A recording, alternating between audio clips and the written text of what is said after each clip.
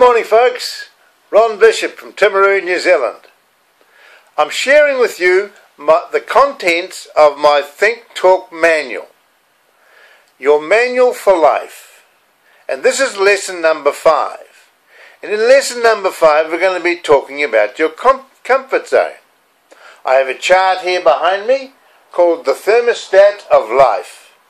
And we're going through that chart and we're showing you it's numbered from 1 to 20. It's like a thermostat. And we're going to explain to you how that thermostat in your body works. So sit back and enjoy the comfort, about the story about your comfort zone. Think Talk, lesson number 5, the power of your beliefs. Welcome to lesson number 5 of Think Talk, your own personal self-development coaching course that teaches you how to think. I've always wanted to write a self-help book, and this coaching course allows me to do that. I pray that this success manual for your life will be easy to understand and with plenty of exercises so that you, the reader, can prove to yourself that what I teach really does work. My last lesson, we talked about your feelings and emotions, and I gave you an affirmation that you can use to let them go. I do hope you're using the system of letting go.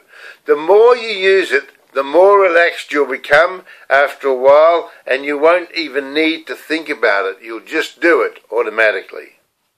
I suggest you go back and read the lessons again because this exercise can do so much for you. What a great world this would be if everyone learned how to release their emotions in this way. Beliefs. Before I explain this lesson about comfort zones, it is important that you understand just how powerful your beliefs are. Have you ever noticed that you always want to be right and hardly ever want to admit you're wrong? This is because of the power that your beliefs have over you. You were not born with any beliefs. The first 2 beliefs you would have learnt was that cuddles meant security and crying meant food. Then you discovered other danger beliefs such as heat causes pain as does falling from heights. Your parents told you about Santa Claus and how he comes down the chimney and you believed them even though it was a lie. When you asked your parents for something, they may have said, "We can't afford it because we are broke this week, and money does not grow on trees, you know." If this was what your parents said to you, then you would have grown up with the belief that people tell lies, it's hard to make money, and you can never afford it.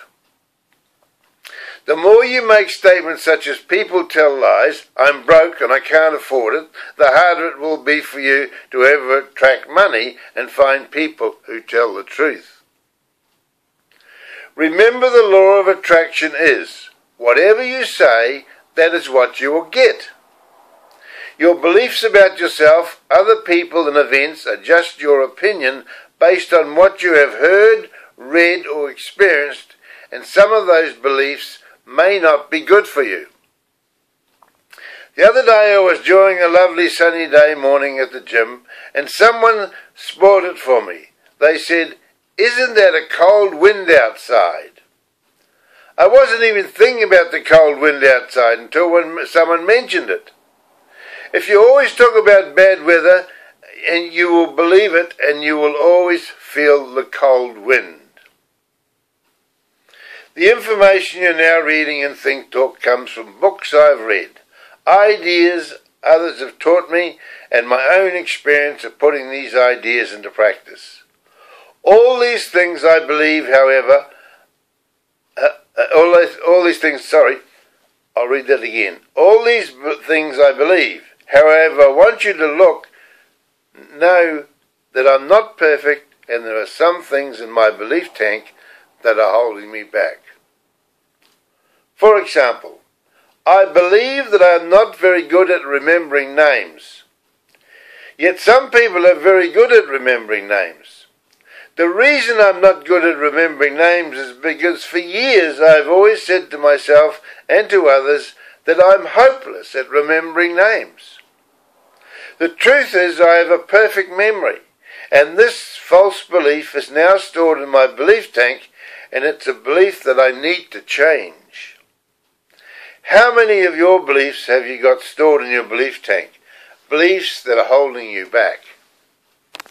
Thermostat of life.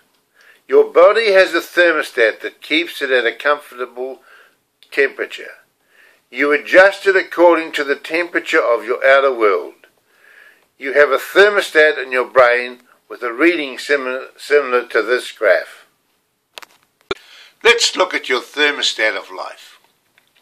Your goal area, your belief barrier, your comfort zone, your stress barrier, and your failure area. We're going to look at this chart and explain how it works. In everything you do in life, you have a comfort zone, and at any time you go outside that comfort zone, you feel stress. On this chart, your comfort zone is between 6 and 14, with a middle range of 10.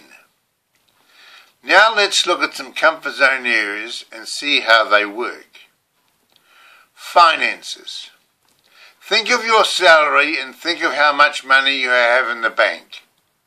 Think of the things you own, your jewellery, your clothes, your car, all the things that are within your comfort zone. I assume you do have a bank account and with some rainy day money in it. Your rainy day money is money you can call on in the case of an emergency. Let's say you like to keep 10 in this account. But it fluctuates between 6 and 14 in keeping with the above scale. The amount between these figures is called your comfort zone. If your bank account gets down to say 5, then it's outside your comfort zone and you start to feel stress. You will then start saving and looking for ways to increase your income to bring your bank account back up to the middle range of 10 again. Then you win or inherit some money and it's 100, which is well above your top zone of 14. So you spend it or give it away because you know it is not like you to have that much money in the bank. That is why people on low incomes who win lotto spend it freely so they can bring themselves back within their comfort zone. If you were earning, say, 10 a year, would you go to a jewellery shop and try on a ring with a value of 10 times your annual income, or test drive the most expensive motor car available? Of course you wouldn't. Unless you already own things of this value, you would feel uncomfortable doing it because it would be outside your comfort zone. Your body weight. A lot of people write to me and tell me they feel uncomfortable about the shape of their body. We all come in different shapes and sizes, and the best way to accept your own shape is to listen to the little boy on the telly who says, "I've got 10 fingers, 10 toes, 2 knees and 1,000 hairs, and guess what? The world only made one of me." You are unique. Everything about you is different to anyone else. So be proud of the shape that you are. Let's say your body weight is currently at your comfort zone of 10 and it fluctuates between 6 and 14 in keeping with your chart. You get a bit lazy with exercising and diet habits and your weight goes up to 15. That's when you feel stress. You're outside of your comfort zone of 14. You will then start exercising and dieting again to bring your body weight down nearer to your comfort zone of 10. You keep losing weight and find you are now down to 5. This is unlike you to be so light, so you slacken off again until the weight comes back to your comfort zone of 10. Controlling your comfort zone. I've just mentioned 2 examples, but everything you do in life, you work within your comfort zone. Some of the other areas are your relationships, your health, your finance, your fitness, your spirit, your food, your drink, your dress, your need, your mood, and even the weather.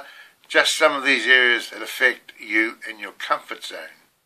The good news is that you can break out of your comfort zone, but if you keep trying to do it by willpower alone, using the conscious mind, only you will fail, and here is why. You can never have long-term change in your lifestyle unless you change your beliefs about it. If you believe 10 is all you can ever afford or have in your bank, then that is all you'll ever have. If you believe that you'll always be at 10 on the scale, then you'll always be at 10. So how do you come out of your comfort zone and change it permanently? Remember, you live in two worlds, the inner world of your thoughts and the outer world of reality. You have a think tank and a belief tank, and to change that, what you believe, you must use affirmations and visualizations, which is nature's way of doing anything. Affirmations and visualizations. If you would like to have $10,000 in the bank to buy a $10,000 ring, or if you'd like to buy a $200,000 motor car, or if you'd like to be 80 kilos instead of 100, here is what you have to do. Write out an affirmation such as, I now have $10,000 in the bank. Or I now own a $10,000 ring. I now own a $200,000 gold motor car. Or I'm getting slimmer and slimmer every day. I now weigh 80 kilos. Once you have written your affirmation in the present tense, you must then visualize them. That is, you must think about what it is you'd like to have these things. When you first start repeating your affirmations, you don't have to believe them. If you repeat them over and over every day, you will eventually come to believe them, and once you do, you will receive them.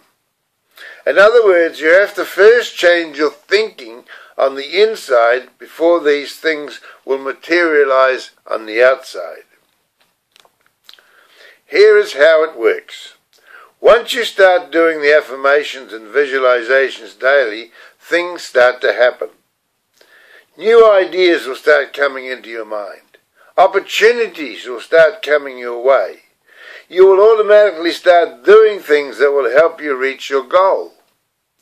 You will be motivated and excited as things start to fall into place for you.